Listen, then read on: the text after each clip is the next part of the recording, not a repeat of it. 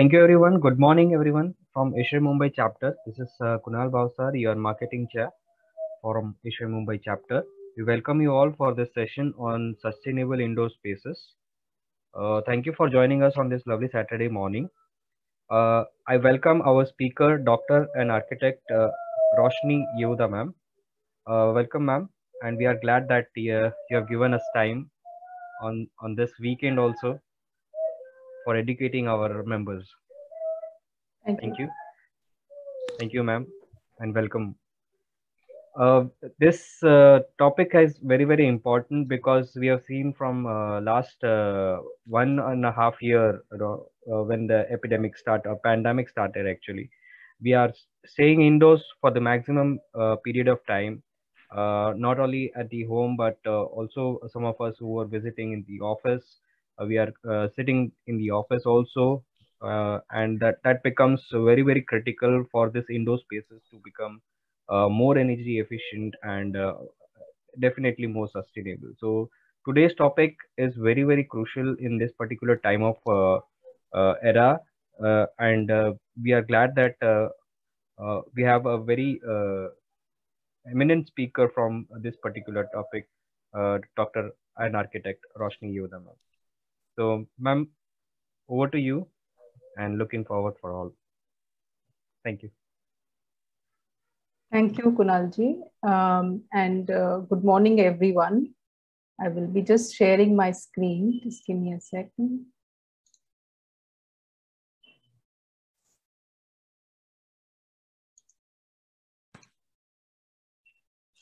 Yeah, I hope you can see my screen. So the topic that I'm going to talk about today is sustainable indoor spaces. I think this is my third dialogue with Ishre, third talk. Initially, I think we talked about healthy spaces once, and before that on visual and thermal comfort. So this is somewhat also related. So generally I talk about outdoor spaces, but we are going to talk about sustainability indoors. And, today I tried to make my presentation in a way that it is very simple, easy to understand, no technical stuff, no theoretical stuff. Everything is just simple to do things. I thought to make it a little bit different than usual. Also, in the beginning, I generally show a lot of statistics about, why we need to do this. But I'm sure that now we are not thinking about that, considering what is happening in India as well as in different parts of the world. You must have seen this month itself, the very severe floods in Germany, the unimaginable floods which I saw in China. And since yesterday, we have been seeing this very sad images of what's happening in our own western part of India, that is the Konkan region, and lots of rain. The intensity of rainfall has increased so much simply because the heat that is generated becomes a potential energy and is either converted to cyclones or increases the intensity of the precipitation. So instead of, so we have 2000 mm of rainfall or 3000 mm of rainfall, which is the average annual rainfall for a place, but it is falling in a very short duration. So we no longer have this, standards of 100 mm per day or per hour or something. It's a huge amount of rainfall that is falling, and that is beyond our control. Whatever infrastructure or whatever we have designed is not being able to keep up to it. So with this background, I think let's look at sustainability indoors. And so I'm not going to talk to you about all the background and statistics that I generally show. So as Kunalji just mentioned, we are spending a lot of our time indoors. Initially, before the pandemic, it was still like that, but it was either in homes or offices or schools or colleges. Now, post-pandemic, we are all having this work from home scenario, and that has become the norm. And a lot of people either are continuing to work from home, and it has become a norm in many offices, or some of them are planning to open their indoor spaces. In both cases, I think that we need to consider what kind of things we need to do in order to make our indoors sustainable, our spaces sustainable. So let's look at some of them. I have tried, as I said, to make it very non-technical this time. So firstly, starting with what are the cornerstones of this idea of sustainable indoor spaces? There are three basic things that I think are important. One is resource optimization. So wherever we are using anything per capita, per space, unit of space, how can we reduce the water, energy, and make everything net zero, including waste? How can we optimize everything? Second thing, second principle is circular economy. That is, how we can reduce the waste that is there in the system. Like in the natural system, in a forest, there is no waste. Everything becomes a resource. So that is what is a circular economy. And we have to try and see that whatever is a waste comes actually a resource for something else. So that is something that is a second principle. And the third thing is our quality of environment. Of course, today we are going to talk just indoors, but it also applies to outdoors and how we make our outdoor spaces. It's not just the buildings that we create, but what happens outside of it is equally important. So it includes visual thermal comfort, air, noise, everything. And of course, in all of these three considerations, we look at the stakeholders who are all involved, who are the people, who are the parties that are concerned. So in the case of indoor spaces, whether it is homes or offices, it is the residents who live there, it is the office workers, employees, the people who work in different malls and so on. So these are all stakeholders, and we have to think about each and every one of them when we are planning sustainable indoor spaces. Then we need to make it resilient. Resilient is now, I have used both sustainable and resilient. Nowadays, resilient has come to replace sustainable. It simply means how can we make ourselves, in a way that we can withstand some of the future, the things that are coming up, like the effects of climate change, like sea level rise, the cyclones. How do we prepare ourselves to withstand all of these? How do we make ourselves resilient and not be affected by it? For example, the agriculture. A big thing that is getting affected by this change in the climate system is agriculture, and food security is part of it. So crops are getting destroyed at times. So how do we think of making our food and agriculture resilient to these things?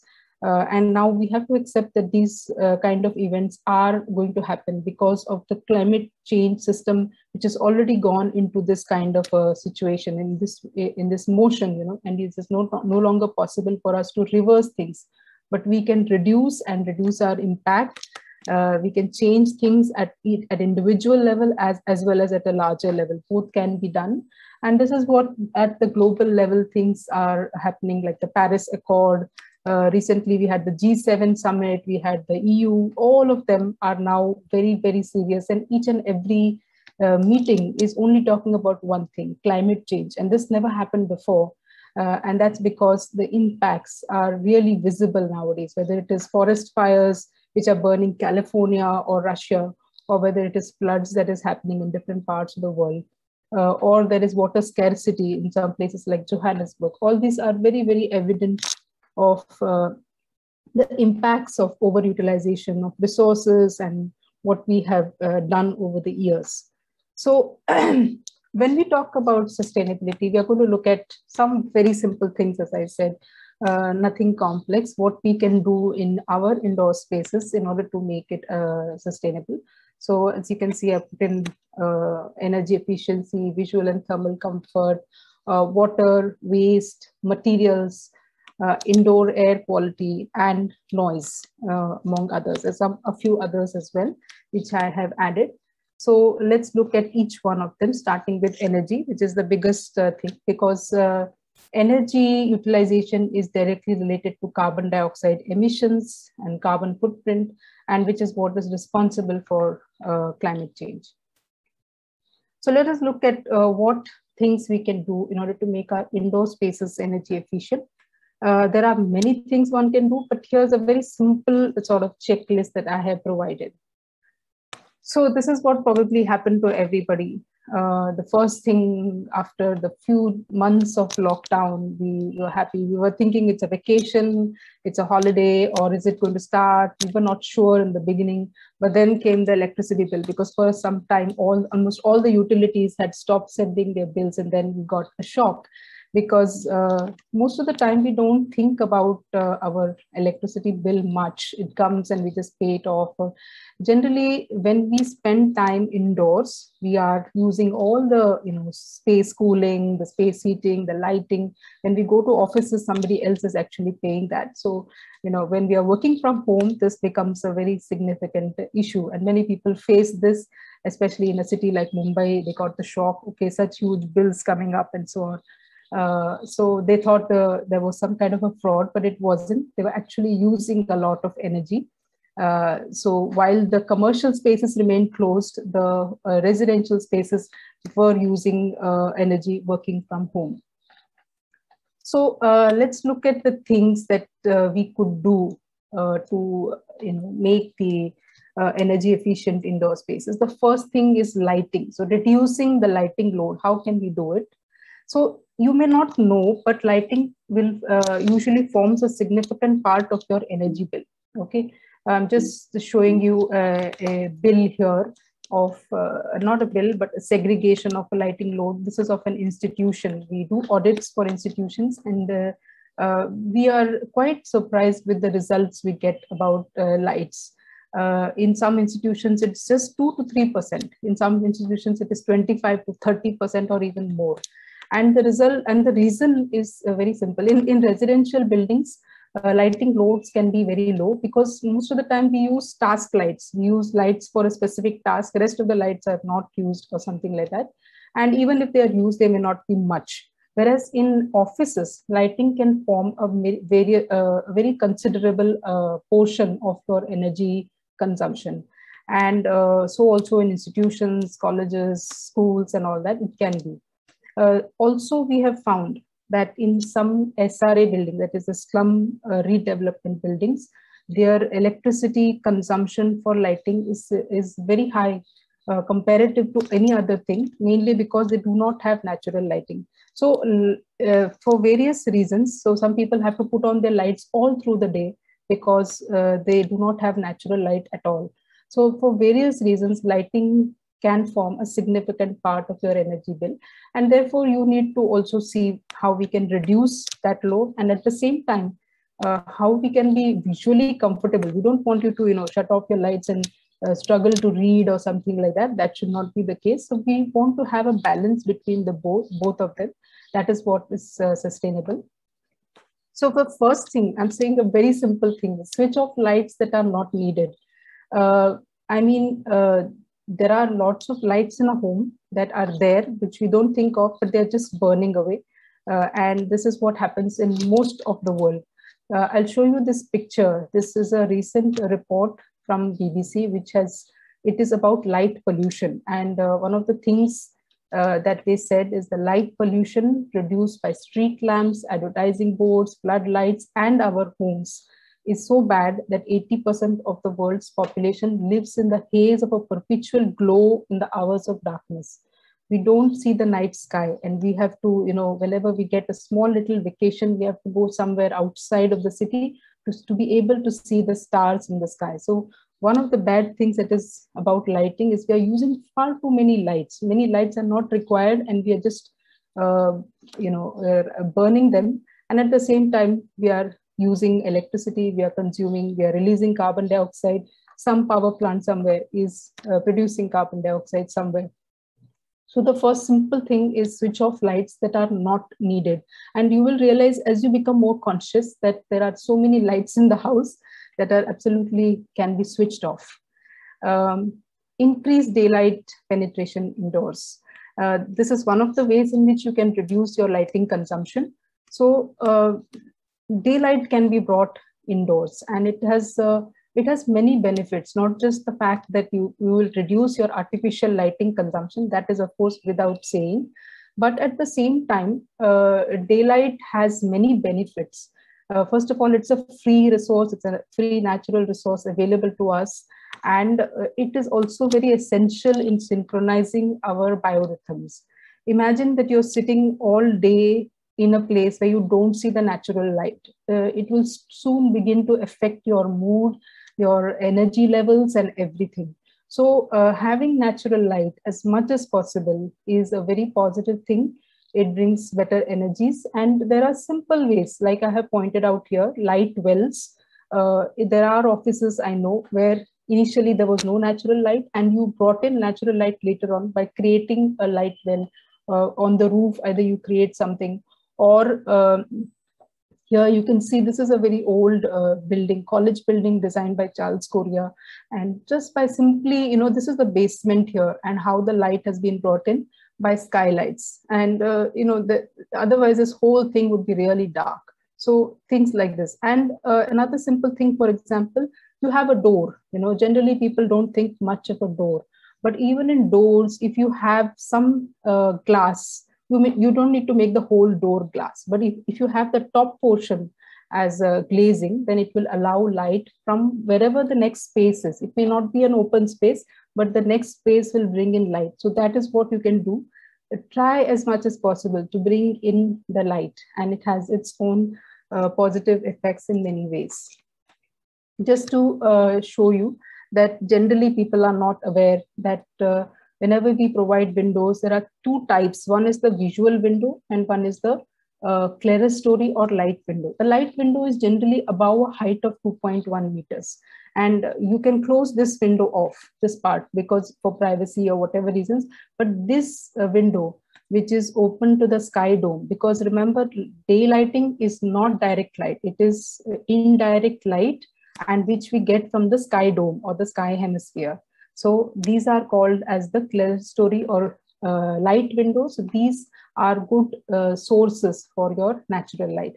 And then of course you can use things like light shelves, like something which is a shading device, but it is pointed indoors, it is facing indoors, and it is reflecting the light and extending it to a greater portion inside the room. So when I talk to you about daylight penetration, one of the ways in which you can increase the penetration is by using light shelves. It's a very simple technique, but it works very well. You may have heard of light pipes, and this has been used in places where there's absolutely no way of getting natural light, but there is a way of getting natural light into these places using light pipes. And although light pipes are commercially available in the market, there are also simple ways in which you can yourself make it. It is a simple phenomenon of total internal reflection. So this kind of a thing, for example, it catches any kind of light and then it reflects. A silvery thing is put inside. It can be a foil or whatever that gives maximum amount of reflection, maximum amount of surfaces. It gets reflected and it comes inside. And these light pipes can give you not just the sunlight, but also the moonlight. I have seen in so many places where light pipes have been installed, and even the moonlight can be made so bright inside the house. It's amazing. So this is a new, not new, it's quite an old technology now, but not many people have used it or tried it. The next thing in reducing the lighting load is choosing a high efficacy lighting. Now everybody probably knows this, but I still thought I'll put this slide because here we are showing you what are the different types of lightings available now. Of course, this last two, fourth and fifth, the incandescent halogen and the incandescent tungsten are close to being deleted altogether. The first three are being used, but mostly everywhere, everybody is shifting to the LEDs for two simple reasons. Or three simple reasons. One, you can see this is efficacy. Efficacy is nothing but lumens per watt. Lumens is the light output that it gives, and wattage is the energy consumed. So when you see lumens per watt, you can see this has a comparatively higher range. Of course, there are some tube lights which are also coming in much higher range than this, like T8s and T12s. But light emitting diodes have a good efficiency. Another very good thing about LEDs is because they are semiconductor devices, their life is very long, like 50,000 hours or so. And if you buy it from a credible source, it will last that long. And the most important thing is that all of these lights, the mercury lights and a lot of the gaseous based lights, sodium vapor and all these lights have one big problem, is the end of life disposal of these lamps leads to the mercury being leached into the soil, which is very, very bad. As you know, mercury is very toxic and it can cause nervous system damage. The Minamata disease in Japan is very well known to everyone. People ate fish which was mercury contaminated and they all had nervous disorders, nervous system disorders. So mercury is one of the major issues, whereas these light emitting diodes can be also reused, as well as, they don't have any kind of gaseous or this kind of a waste that comes into the landfill. So that is one of the reasons we can go for efficient lighting, but they also have a longer life, as well as they don't have any environmental or toxic effects. At the same time, as I said, I don't want people to be in complete darkness. So visual comfort is very important. For that, there is the NBC standards, National Building Code standards are there as to how much lighting should be provided and how much should be available. Generally, while designing, we don't think of this, but it can be thought of using daylighting design techniques, or actually while auditing, we generally measure what is the light levels and we find that it is low or high for various reasons. Many of the times, the architects design nice windows, daylighting windows also, but I have seen that people don't value it and they usually cover it up with something, or they, in many cases, especially schools and colleges, I have seen blackboards on it, I've seen AC units put on it, on everything else. So visual comfort, especially in the schools, colleges, commercial spaces, offices, and also, of course, the house is important. House, we don't do much of intensive work, but in work from home scenario, we do. So considering what should be the levels, you should look at the National Building Code 2016. Also, we have a somewhat older standard called SP41, which is also useful. And it gives you very specific requirements of lighting levels, recommended lighting levels for various spaces, also very good and available online. So you can refer to these. At the same time, now that was about visual comfort. Now energy efficiency. Energy efficiency standards you can look up with Energy Conservation Building Code. It has two area method and space function method, by which it gives you the LPD, the lighting power density, which is nothing but the watts per square meter that should be provided. So for example, if I say that a banking activity area should have 12.6 watts per square meter, it simply means that that is the amount of wattage per square meter I should utilize at the highest level, at the maximum. Below that is fine, but at the same time, I should be able to provide the lux levels. So one correlation you must remember, because generally when we go to buy lights, we see wattage. Kitna watt hai, 15 watts, at 12 watts, at 24 watts, or whatever. So there is a correlation between these two. And this is what we should know. 1 lux is equal to 1 lumen per square meter. And when we look at LPD, it is watts per square meter. So this is what we should know, because whenever we buy any kind of bulb, the lumens are provided, the lumen levels, how much lumens it is providing is given. Apart from that, okay, you buy a good light, you provide, which has good low wattage and very good high lumen output. But what about your interior surfaces? So it is equally important that the interior surfaces are made in a way to receive and distribute daylight. You can do a lot of things by doing the right kind of combinations, by providing reflective surfaces or diffuse surfaces on walls, matte finishes, but at the same time, light walls, especially when you have spaces where there is lack of light. There's very many things that you can do to play with that and in order to enhance whatever is already, whatever bit of light is there, in order to extend it indoors.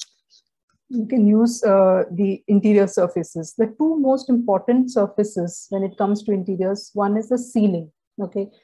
Because we take light mainly from the upper part of the window, there is a good chance of reflecting that and extending it. So ceiling white is usually very helpful. At the same time, people sometimes make it dark. That is, you lose the opportunity of extending your natural light. That is sometimes done. or even the wall, which is directly facing the window, is a very good surface for doing things in terms of lighting. So you can enhance lighting further by using that wall as a reflection, as a reflecting surface. Okay, the next thing in the in energy efficient indoors, we look at HVAC or fans and AC, something that is for ISHRE, this is the thing. So I just thought I'll put this statistic here, which says that space cooling and fans is the largest component of the electricity consumption in multi-storied flats. So 33 to 65% of the energy consumption is consumed by either fans or ACs. And most of, in India, if you see, most of it is fans. We are using a lot of fans because we have no other thing to provide us thermal comfort. Whereas in many countries, fans are non-existent. You will go to some countries where they don't have fans. They're just using directly air conditioning, which is a much higher level of providing thermal comfort. The energy level used is much, much higher. So just to give you a sort of a quick idea, because as I said, when we are doing a lot of audits, when we do audits, what we find is the air conditioning space may be as less as 10%, but the air conditioning load comes to almost 28%. So if you take the whole building, the rest of it is lights, fans, and equipments, and so on. But fans and lights together come more than 50%. So as this almost clarifies or verifies the statistics of the Bureau of Energy Efficiency of 33 to 65% of the energy being used for space cooling. So this is a significant component, and therefore we must think about how to make this part more energy efficient. So one of the things that we have in most of the projects we recommend is this new type of fans, which are called as brushless direct current fans, or you also have star rated fans, which are simply the same fans but more energy efficient. So generally what happens is, now I've written here 50 watts. Ceiling fan generally consumes 50 watts, but it can be in the range of 50 to 70 watts, depending upon the time duration it has been existing, the maintenance, and many other things. Generally, fan consumes between 50 to 70 watts. And that is, and this new fan, the brushless DC fans, they consume on the higher side 24 watts. So that is when it's in the full speed, it's consuming 24 watts. So that is the big advantage. You can see there is a big jump. Immediately your space cooling, especially if you're using fans mostly, is going to cut into half the energy consumption because of that. Here's just a calculation. This is again for a college building. So we had to replace 306 fans. Considering that even there is a DSM policy by many utilities or many power companies, they give you subsidized rates exchange. So considering that, it would be just 2 years and 6 months you would recover, and then the consumption would be much lower.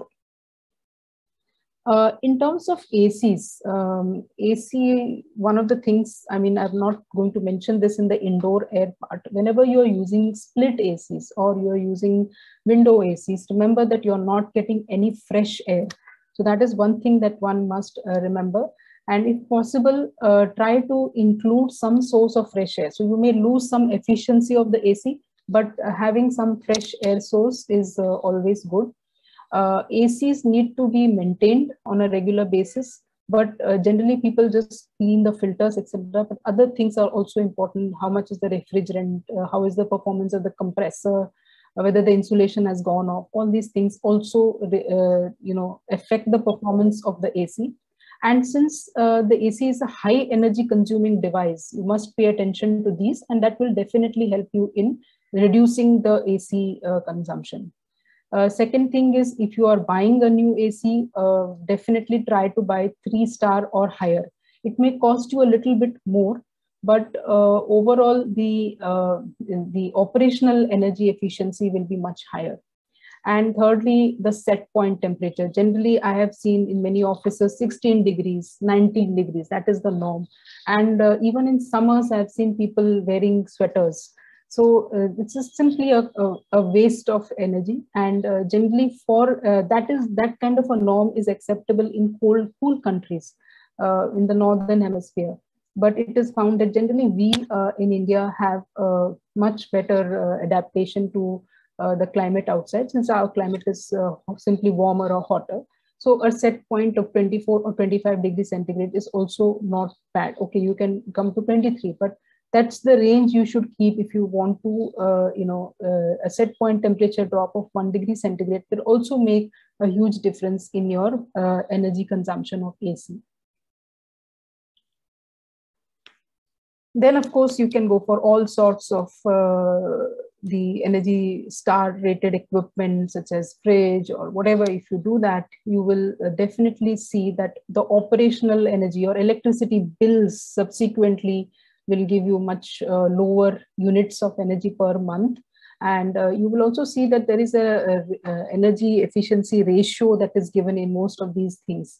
I have even noted that the Bureau of Energy Efficiency constantly monitors the companies, and if their energy efficiency ratio based on random checks, etc., I believe they recall these things from the market in case they are not performing to the standard. So these are very reliable standards, and therefore people can use these 5-star and 3-star rated equipment in order to improve their efficiency, in order to reduce their energy consumption. Another thing that especially not so much relevant to the residential spaces, but definitely to offices and especially to even somewhat medium to large offices, you can do individual metering. If you have large number of ACs or large number of lights, then you should have a separate light for separate meter for lighting. The meters don't cost you much, but it will give you a performance of how your lights are doing, especially if you have done energy efficiency measures like sensor based lights or things like that. You should be able to monitor it, and that can be done by using metering. And a meter can be also connected to a smart, it can be a smart meter, that it has a IoT system attached to it. It's a Wi-Fi device which constantly gives you information on your phone, and you can check why, how the things are performing. And if they are not performing as they should, then you can take action on that, or you'll at least understand your own energy consumption better. So individual metering and IoT systems can be definitely done by large institutions, office spaces, definitely. This is very, very useful and not at all expensive. The next thing I want to talk about is there is something called, how do you assess now with all these energy efficiency measures, how am I benefiting? What is my lowered footprint or carbon footprint or energy footprint? So one of the indexes is the Energy Performance Index, which is simply the annual energy consumption in kilowatt hours divided by the total built up area. It doesn't include the unconditioned spaces. So there is some standard. I'm not sure which one. This is one from BEE for institutional spaces. And you can see that this is about 150 for warm and humid, composite, and so on. So this is an exercise everybody can do. Take your energy bill for the last 12 months, get the total number of units and divide it by your square meter of area, and you will get the EPI, the Energy Performance Index. And you can find for yourself, where do you stand? Where does your office stand, or your school building, or whatever it is. So it's a very simple tool to assess your own energy performance. And then you can also see how you can reduce. So this is an example of a single BHK apartment, and how by various, this was the EPI before, 144 is the highest. And then you can see by as various energy efficient equipment, such as the geyser is, by the way, also another high consuming, energy consuming equipment. So if you buy a star rated geyser, it will definitely reduce your energy bills to a great extent, and it will help you also for many years. And you can see the EPI can come down, so it can almost be reduced to half. And further, if you have solar energy, if it is possible, then you can even reduce it much further to 30 kilowatt hour per meter square per year. or if you introduce envelope materials such as efficient windows, even it will come down further. So there is a big scope here in reducing your EPI from that to this. And this is possible by doing all these small incremental things in your office or home space. And as I said, the last thing after doing all these things is, if you have the space, if there is a possibility of introducing renewable energy, especially solar panels, because India is a country with a lot of sunlight, sunshine. So you can introduce solar panels, and initial cost is still higher, but you will get a payback within a few years. So that is what it has come down to. Earlier it was 20 years or higher, but now it has come down to maybe 5 or 6 years, depending upon, of course, the size of your system. And there is also many policies now, such as net metering policy. Various utilities are, doing export, import, and then metering you. So you can export your solar energy generated when you are not using it back to the grid. And that is some way in which you can, also you're also actually utilizing that for the grid. So you're being paid for that. So this is after your payback period is over, you're actually selling it to the grid. So that is what happens. So this was the initial idea of also net metering.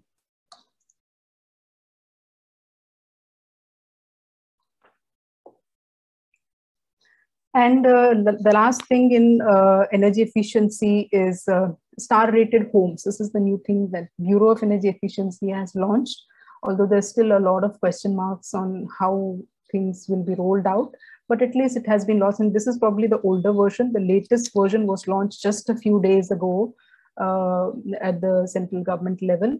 And it's actually about individual houses can be star-rated based on their energy efficiency and EPI. So at the design stage, it can be done, as well as post-design, it can be done. The next thing that we are looking at is water footprint. So we looked at how, the energy aspects can be taken care of indoors.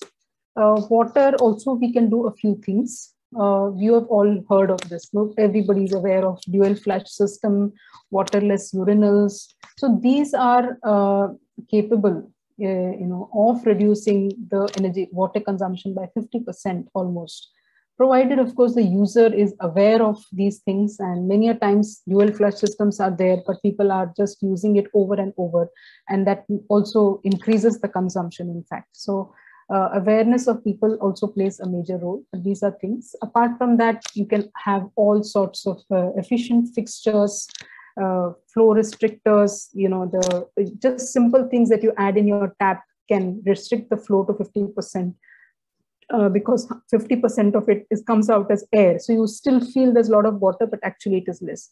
In public places where there is no vandalism, you can have sensor-based taps. Where there is a pressure issue, you can put pressure reducing valves. And you can even add water meters to monitor the usage. So these are things you can do. If you have a small garden indoors, or if you have a small terrace or a balcony where you have a garden, even in small spaces, you can use drip irrigation, which can be monitored with timers. So at a certain time of the day, you can start your drip irrigation, let it be there for 10 minutes and you close it, something like that. So you may not be there at home, but your drip irrigation system will work. Otherwise, we have seen that especially in residential spaces, people pour buckets of water onto their plants, not only destroying the plants, but also the building in the process. And plugging leakages. Small leaks can lead to large amount of waste. So this is a figure by US EPA, 1 trillion gallons of water wasted nationwide by not having plugged the leakages. So small things can matter. Another things which I've commonly seen in most buildings, this is very simple to do, like your auto controller for the overhead tanks. Generally, when the municipality supplies water, somebody goes and manually puts on the pump, and it begins to pump water into the overhead tanks. but the person goes away somewhere and the water keeps on overflowing. There's a lot of wastage of not just the water, but also the pump which is running, because the pump also consumes considerable amount of energy. So a simple thing is auto sensor based. So as soon as it reaches a certain level, auto switch off can be done. It's a very simple thing. Most people are not doing it though. You can also think of optimal usage of energy and water. This is, again, as I said, all simple things, but try to make the maximum of a particular cycle. So if it's a 7 kg washing machine, you have to use it with not twice or thrice. So you can use it on alternative days or whatever, so that you can you don't waste a lot of, because every time you use your washing machine, there's a huge amount of water going. In fact, that washing machine water is simple to recycle actually, and it can be used because all it contains is the surf and maybe some cloth-based pollutants, but otherwise it contains nothing else.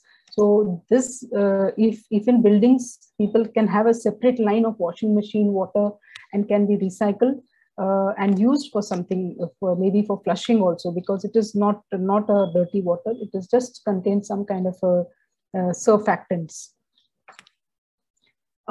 Waste. Now, everybody also knows about managing waste. The first thing is about waste segregation. Then we can recycle the organics and give the recyclables to the raddiwalas. And in India, of course, we all give waste to raddiwalas. Unlike in most of the Western world, we have a very good recycling system. Our Dharavi in Mumbai is a great example. Everything gets recycled over there. But I just want to talk about organic composting. Although we all say that it should be done, we don't follow it. And during this lockdown, I started very small with doing organic composting. Of course, before also I had done many times, but I said that, let's use this fertilizer at home itself, and it is possible. So composting is a very simple technique of using your organic waste. It is just broken down by microorganisms, and all it requires is oxygen. So provide some holes, and you can just start small. Take some plastic containers which you generally throw away and throwing your waste. One thing that you can do is to chop the waste fine when you are putting it in, so that it decomposes fast, and you have to do nothing. Everything is taken care of by itself, and you get nice, good fertilizer which you can put into your plants. You will see your plants flourishing as well. It is absolutely, completely no cost thing to do. It will reduce the landfill waste going into the landfills, and generally in landfills everything gets mixed, from building construction and demolition waste to everything. It's such a waste to throw your organic things there, and therefore this is something that you can do at a personal level. And plus you get very good humus, which is what plants need. Plants don't require the dead soil, they require this humus soil. So this is what you must try and do at home. And as I said, start small. You can just take a little bit of waste, not even the ones which are hard and something. Just take the easy-going stuff, which is already slightly powdered, and you will get the results. Of course, at a society level, at a building level, there are many types of waste, organic composting and other systems like biogas and tumbler system, vermicomposting, electric composting also is available. In case you don't have space, you can do that also. So there are various types of systems that you can do, but you first need to do a waste audit, find out how much is your organic waste, and do that. Next thing is interior materials. Now this is something that you can think of at the time when you're doing your interiors or you're doing your building, and what kind of materials are good. So what is a sustainable interior material? The definition, by definition, there are certain points which make a certain interior material sustainable. So it can be a local or a rapidly renewable material, something like bamboo, something like fast growing timber. There are many timber varieties which grow very fast. You can use these. There is no harm in them because they are absolutely no carbon. There is no embodied energy of these materials, except maybe probably for transportation. So locally grown bamboo, locally grown timber, always you can find out. There are many places where you will find the carpenters know about what is a locally grown timber, and that can be used. You can also, you need to think about non-toxic, because we'll talk about toxicity, but there are something called as volatile organic compounds that are given out by certain interior materials. And that is what we should try to avoid. And this is mainly for our own health and well-being. We can use natural materials. There are natural durable materials that are now in the market, from coir to bagasse to jute, jute-based boards, bagasse-based boards. All these are, now available in the market in plenty, and you can try these alternatives. There are composite materials as well, like coir and cement-based boards or something like that. There are composite materials, so you can try these out, because they are made from natural materials, and they have been processed in order to make it more durable. So even bamboo is now available in a lot of different ways. Resource efficiency, that is using less, using hollow blocks, using rat trap bonds, using filler slabs. This means that you're using less concrete, less cement, and at the same time you're providing something called insulation, so you have less heat gain inside the building. Dry walls for interiors is also a very good thermal as well as acoustic insulation material, as well as using less resources. Materials that contain recycled content, such as fly ash bricks, or reusing old materials, old doors, old windows, and things like that. Even terrazzo, which is made from existing materials, clay materials, and so on. Another thing about materials is the embodied energy. Some materials, now this is from the National Building Code, it has classified, NBC 2016 has classified the different materials which are having high energy, medium energy, low energy, and so on. So based on that also, it's a kind of a guideline. So try and avoid the high embodied energy materials wherever possible, and use the low embodied energy materials. So anything that is local, anything that is recycled always is much better. It will always have a low embodied energy. This was a project we did long back for called Shilpashala, where you can see bamboo in the facade, old windows and doors. We use bottles for the walls. Various types of jalis were experimented. And even the old rubber tires, etc., on the side, and of course we provided the courtyard and having the nature inside the studio, kind of artist studio. So this was sort of just as an example. And the flooring is also mud and cow dung flooring, so no embodied energy whatsoever. Two more examples here. One is the San Francisco Bay Conservation Center. So this wall is actually a straw bale wall. So this is made out of, you can see this is a bale of straw. So it is this thick, and it provides excellent thermal insulation. So inside this building is a sensor which gives you the inside temperature remains constant in the straw bale walling systems, and it is plastered with mud and then finished off. So it's a natural material, so that way even for health purposes, it's very good. The third example here is that of a bungalow in Dahisar, where all the materials from an old bungalow that was pulled down were recycled on the site, made into blocks, and those bricks were used for the new construction. So that way we didn't have to throw all this debris into the landfill. We recycled and generated 50,000 bricks. So all that pollution, topsoil that will be used for new bricks, etc., was avoided. The next thing is indoor air quality. The indoor air quality is very important, because we spend, as we discussed, a lot of time indoors. And what happens is, you may think that outdoor there is pollution, a lot of cars, etc., but indoor everything is good. But that's not the case. Many a times, if you are close to a pollution source, the indoor air tends to accumulate that pollution, and you keep breathing it, not knowing that you are breathing something contaminated. So concentration of contaminants build up in an enclosed space, and therefore indoor air quality is a significant issue.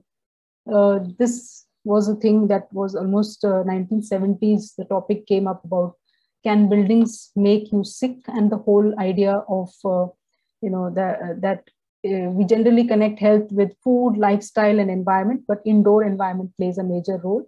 So the indoor air quality, it is something as defined as air quality within and around the buildings, structures, and it relates to the health and comfort of the building occupants. And there was this terminology called sick building syndrome. Now everybody knows about it, but it is simply a kind of another illness which is characterized by symptoms such as, all of these are symptoms of a sick building syndrome, which come from various sources. So right from itchy skin to headaches to eye fatigue and to all the other things, these are all related to burning in trachea. These can be all related to buildings, nothing else. So the thing is that there are three things how to identify a sick building syndrome. You feel good when you are away from the building. Your symptoms return when you are back in the building, and symptoms are present in multiple individuals sharing that same building. So that is one way of recognizing a SBS. Now, degree of risk depends on the various things. One is how potent or how dangerous is the toxin that you are exposed to. Your own susceptibility, like one person may be more susceptible than the others, depending upon their immunity levels, age, etc., etc. And what is the duration of exposure? If you're exposed for just half an hour, it's one thing. If you're exposed for 24 hours, 8 hours, then it is something to be worried about, and that you should be immediately doing something about it. So there are many pollutants indoors, biological, chemical, physical. So these are some of the things I put here. Chemicals, especially, as I mentioned already about volatile organic compounds, asbestos, we are still using asbestos roofs. Wood preservatives tend to remain for a long time. There are various others. Formaldehyde is a major area of concern, still being used in many materials. Then the biological ones are more dangerous. Actually, the most dangerous is the biological allergens, and there is in physical also we have some, including the suspended particulate matter. So just to show you, in a typical office, you have VOCs from electronic equipments, VOCs from carpets. Carpets, by the way, are the largest source of VOCs because they use an adhesive which gives out the smell over a period of time, or rather the chemical comes out over a period of time. And if you're in a closed space, you will not even realize because you'll get accustomed to the smell, and that keeps releasing. VOCs are also from industrial cleaning solvents. We use a lot of cleaning solvents, from particulate matter, from photocopiers, printers, from dust mites which are stored on your curtains and furnitures and fabric, and also from your AC ducts. AC ducts can be major sources of air contamination if you're not cleaning it properly, if you're not cleaned it for a long time. It should be regularly maintained. So as I said, volatile organic compounds is one of the concerns, and it is simply a type of chemical which evaporates quickly, just like your nail polish remover or your nail polish. You can get the smell. It's because this is the evaporation happening, and that is what is a volatile organic compound. It can come from various sources such as paints, solvent cleaners, carpets, furniture, and all of that. So like any plastics. There are some standards for VOCs in the world. Green Guard is providing standards. So this is the standard. So you can see total VOCs is should be less than 0.5 milligram per meter cube. Formaldehyde. So these are the standards for indoor spaces, indoor air quality by Green Guard. There are many other standards as well. So what can we do about reducing or eliminating VOC indoors? So firstly, wherever possible, avoid the VOC-based materials such as plywoods, carpets. If you can avoid them, like instead of plywood, you could probably use a local variety of wood or something like that. Carpets, try to avoid carpets which have the adhesives inside them. Plastics, especially when they are fresh, they give out these VOCs. Secondly, when you're using, if suppose you have no choice, you don't have the luxury of not using plywood and you have to use it, then ensure that they are the less toxic VOCs. Okay, even in the VOCs, there's a formaldehyde, and formaldehyde also, there are two types of formaldehydes. So you have to be careful about that, and you can use the less harmful type of VOC. Generally, you can find this out by finding out which plywood that you're using. Marine plywoods, for example, always better than the regular plywood, because the regular plywoods use a different kind of formaldehyde. Okay, another thing you can do if you have no choice and you've used all the VOC based things, post the interior work, allow for the degassing, allow the windows to be open, naturally ventilated, let these things gas out at least for a week before you start your occupation of a space. So generally people, as soon as they finish their interiors, want to go and occupy it for various reasons, of course, but try and do this, plan it in a way that you can do this. And in case there are still persistent VOCs, you can do two things. One is always ventilate, but you can use high-end air filtration machines which can absorb VOCs. There are titanium-based filters which can absorb VOCs in a place. There's also natural ventilation which will help you. At least twice a day, open your windows and allow, especially in offices where there are carpets, etc., allow the sunlight to come in, allow the air to be the space to be ventilated. For suspended particulate matter, SPM, and biological pollutants, what can you do? Like MDFs, plywood, asbestos. Over a period of time, they give out, they deteriorate, and they pick out this fine powder which goes into the air. Some of them are, go as dust, but some of them are fine enough to be released into the air and can be taken inside the respiratory system, or they get absorbed. So if you are allergic to biological allergens like flowers or something, you should be aware of that, and you should not keep the indoor areas those kind of allergens, those kind of plants which have flowers and which cause some kind of a bioallergy. And avoid fabric and carpets, especially in the warm and humid climates, because these will accumulate dust mites and other biological agents. You may have all sorts of cleaning, but it is very difficult to still remove them. It helps if you expose your fabric and other spaces to sunlight, and lack of sunlight and ventilation can lead to mustiness in interiors, which is a source of bacterial and fungal inflammation. So remember that allowing sunlight, having ventilation in your spaces is the most important thing. The worst thing you can do is to allow this kind of thing to develop, like molds and funguses on walls. Do not ever ignore them, because they are quite harmful for you. You'll be breathing these things which have developed because of the humidity accumulation and so on. Indoor spaces can also be enhanced by using plants. And this is a research from NASA, which initially provided this information. That you can have a personal breathing zone of about 6 to 8 cubic feet around you, in which you can keep plants. So plants, even small plants, there are various indoor plants you can use which will refresh your air. So that is what you can do.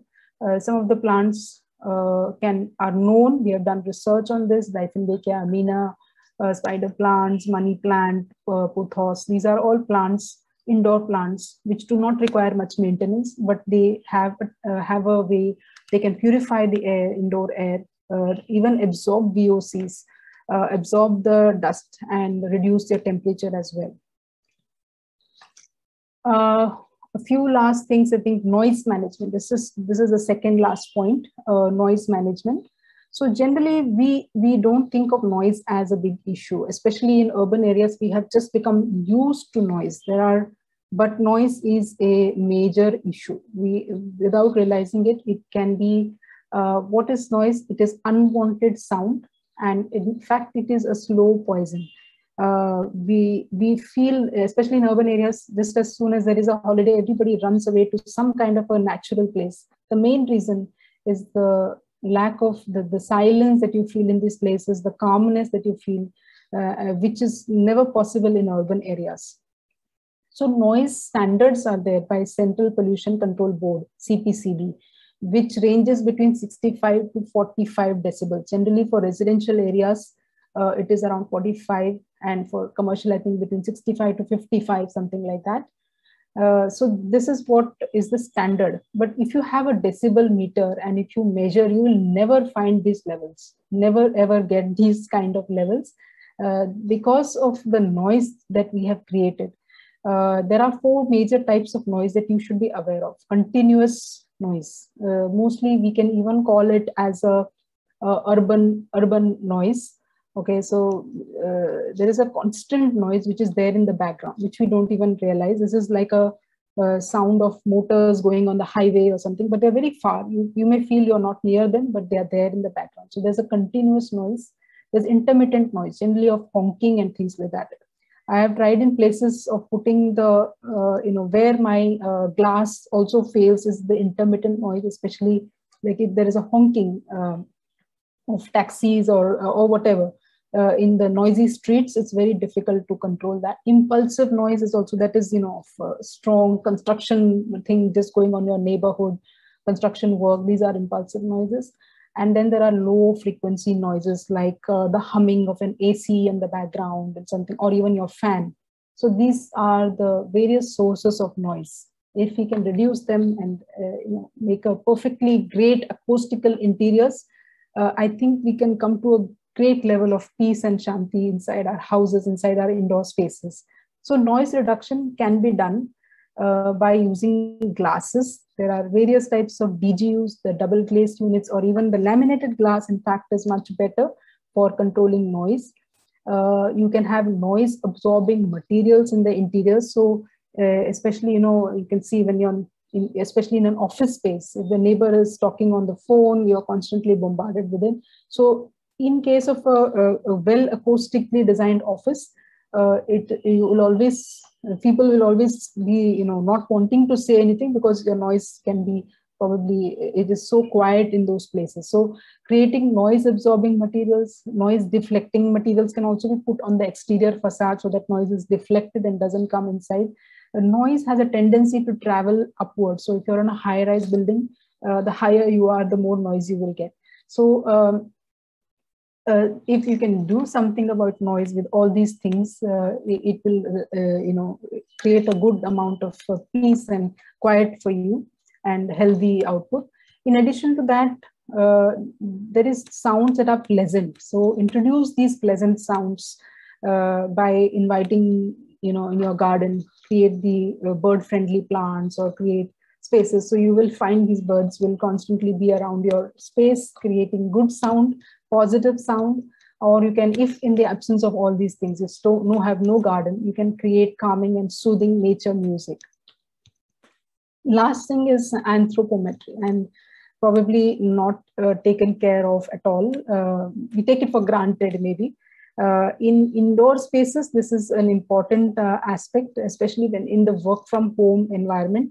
One of the feedbacks that we got after work from home situation is that most people realize they don't have a good anthropometric working station in their houses, which is very important, especially if you're sitting for long hours. We are sitting far more than we should, leading to all kinds of cervical and all kinds of back related problems and so on. So in offices and spaces, designing for the person who's going to use it, especially in houses, designing for the person who is going to use the kitchen is very important, rather than a general random standard that is there.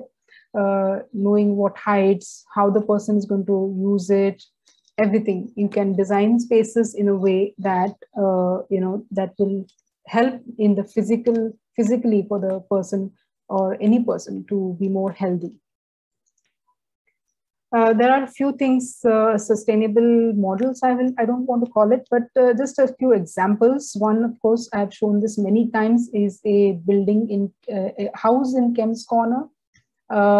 It is in a high-rise building, but the things that are there inside the building, it's got lime plaster walls, especially these are very special kind of a plastering done from the workers in Rajasthan. The flooring is of cow dung.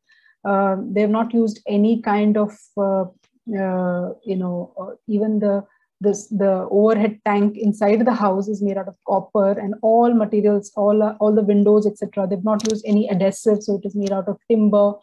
And even the lights, you can see lights, there are no electric lights. There are emergency lights, but generally the lights are, the castor oil based lamps and things like that.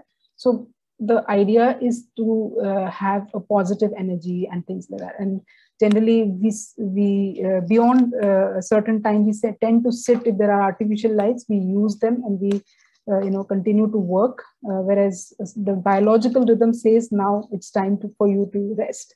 So that's what has been done here. Very interesting space. And my favorite one is this very old 100-year-old house, mud house, that we visited in 2019 as part of the SIB workshop in Belgaum. And even now you can see this is completely mud house, 3.5 story tall.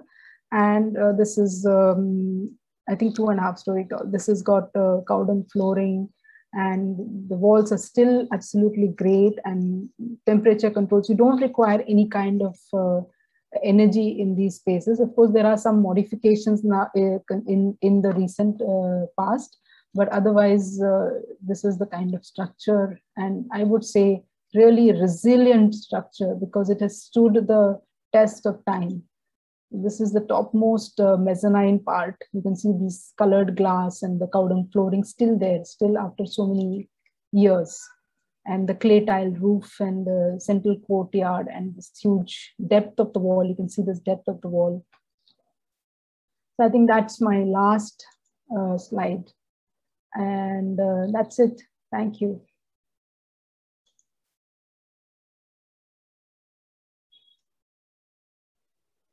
Thank you. Thank you, Roshan ma'am. I think that was a very wonderfully placed presentation for our members also.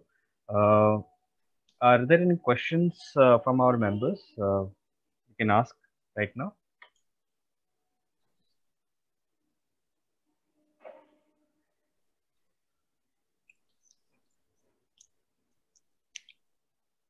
Okay, some of the questions. Okay. One of my question was about when the sunlight, obviously when as an air conditioning engineer, we would like we would not like the sunlight coming in with high intensity of heat also. So how do we deal with that, and how we can create that particular mix of come to a common point? Yes, that's a very interesting point. That you want to reduce the cooling load, and therefore definitely you don't want the heat coming in. But in sunlight, there are two components, heat and light, and we can try to manage the two by using a glass which has the proper balance. So generally, most of the glasses today have come with their performance charts. And in these performance charts, we have to see three things. One is the visual light transmission, VLT. One is the U value, U factor. And the third is the SHGC, the solar heat gain coefficient.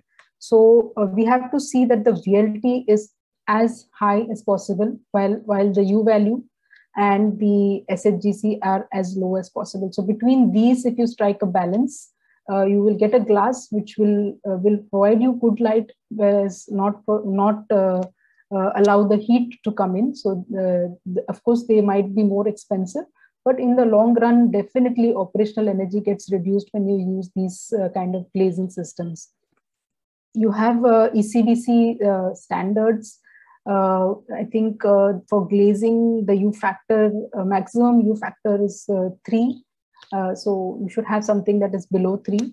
And I think the coefficient for visual light transmission is 27%. So anything you should have above that. So, you should have good amount of light transmission. So even 50% or something is good. But the U factor should be low, and the visual transmission should be high. SHGC should also be low. So these are the standards are already there. Only we need to see that we follow these, and we should be able to get the best of this, striking a balance between heat and light. Yes, ma'am. Thank you. We have other questions coming up. So have you come up, this is the question from Radhika. Have you come across any projects with individual water meters installed in each dwelling unit? Clients don't really agree to this, and how do you go about such situations? Well, in India, I have not seen individual water meters, but in many countries where water scarcity is an issue. It is a norm for everybody to have water meters and to be only metered according to that. The example I will give you is that of Israel, where water is a precious resource, and is so therefore, even the water bills are very high. In the case of India, water is, in most of the cases, water is highly undercharged. We pay something like, I think, between 3.5 rupees per 1,000 liter to 5 rupees per 1,000 liters. So that is really minimal. If you buy a bottle of water today, you're paying, I don't know how much, 25, 30 rupees for 1 liter bottle. So you're paying much, much more for that as compared to that piped water that we get. It is absolutely subsidized. And as a result, people don't much care about the wastage and all that. So that is one of the reasons in India it has not picked up, because the water pricing is very low. And that is one of the reasons for this, is that the government, or whatever you can say, they always want to cross subsidize the water. So people like factories and industrial units are probably paying 25 rupees or even higher, or even malls are paying 60 per 1,000 liter per kiloliter. But the residential dwellings are paying very low. So there is no incentive for people to put in water meters. However, it is up to individual, maybe the municipalities, etc., to make such decisions and put in. I think in small towns, etc., where most of the units are like row houses or bungalow units, there it definitely makes sense to put in the water meters. I would think even in Mumbai it would make sense, because there are some houses which would simply waste a lot of water, and suppose they knew that this water is going to be charged to them, because now if my neighbor is wasting water, I'm paying for it. So because it's equally divided, the society and all that, it doesn't really figure out. So that is the reason that water meters have not really picked up in India as such. I have not personally seen much progress on that front, although there was a lot of talk even at the Mumbai municipality to do it. But it has not picked up, mainly because our pricing of water is low. Yes. So one more question is from Harkishan. With developing technology in civil and mechanical technology of materials as well as design, how do we expect industry to develop sustainable materials to maximum extent? I think it's asking about the future of sustainable materials as well as design in indoor spaces. Okay, so I in fact am seeing that there is a lot of materials today in the market which are using either natural materials, recycled materials, reused materials. So today there is an incentive, especially I would give credit to these rating systems like IGBC or LEED or ASSOCHAM, or all of these GRIHA. These rating systems have somehow increased the potential for these kind of materials in the market. Earlier, people would be sort of not willing to say that they're using recycled materials, because people would feel that it is not so great. But nowadays the trend is reverse, and I see particularly a lot of materials coming up.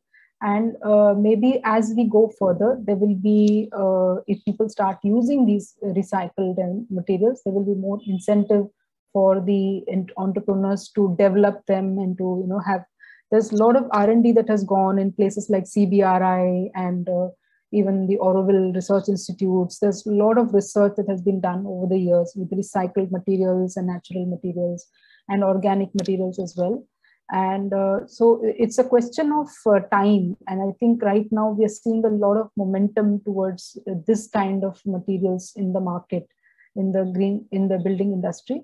Maybe that will be another 10 years or so. There will be much more number of these materials being used as people become more aware of green materials.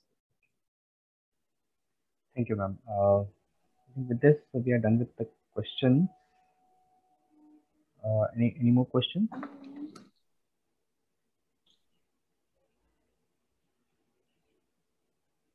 Yes, I think ma'am has touched each and every element, and she has even got the sixth element, which was the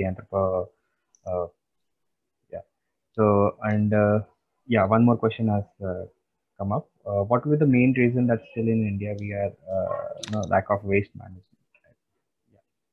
Uh, I think waste management is an issue that needs to be looked at a larger level. I have talked here specifically of what individuals can do, and that is something that individuals who want to do will always find a way of recycling and doing things. But there are the major issue with waste management is people. People don't care, and that's when things don't happen. So you can't do anything about you, even though you may do awareness and everything. There will be a lot of people who don't want to do waste management. So that it can be only handled at a larger level. I would say municipality level or ward level, something like that. Even I would think that there was a time when buildings were told to do mandatory waste management. I don't think it worked very well because of lack of space, lack of interest, various reasons, finding out various reasons why not to do it, and sending applications to the municipality and all. But I think if people are forced to segregate, that if you don't segregate, then your property tax, you will be charged a penalty or something like that. Uh, just that, and then you can, at a ward level, if it is there are space is allocated and waste is managed at a ward level by the municipality, not by individuals. Because if you depend on individual buildings to do, there will be a lot of issues, even related to quality and health and all of these things. Managing of that waste is not that simple. So it should be done very, very systematically at a decentralized, not at the larger city level, but at a decentralized, especially Mumbai is such a big city that you can easily do at a ward level or even at a sub-ward level. You can make several centers of recycling, and people will be, just take the stick and make a law that people who don't follow it, at least segregation, a simple thing one can do. And even that people are not doing. So, of course, at the center, you may need to further segregate, but that doesn't matter. If even just people segregate their waste, we will go a long way in waste management. So you're right, waste management is a big issue we have not tackled yet. But there are some positive examples like Surat municipality. There are some good shining examples which I think are leading the way. And if they can do there, I think we can do it everywhere. Yes. So, yeah, any further questions? I think that was the last one. I would request our president of SRI Mumbai chapter, Mr. Amod Dixit, to please say a few words and give vote of thanks.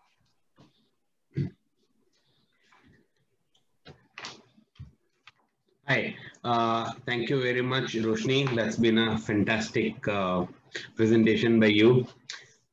At such a young age, being a doctor, being an architect, being a PhD in these kind of subjects is phenomenal.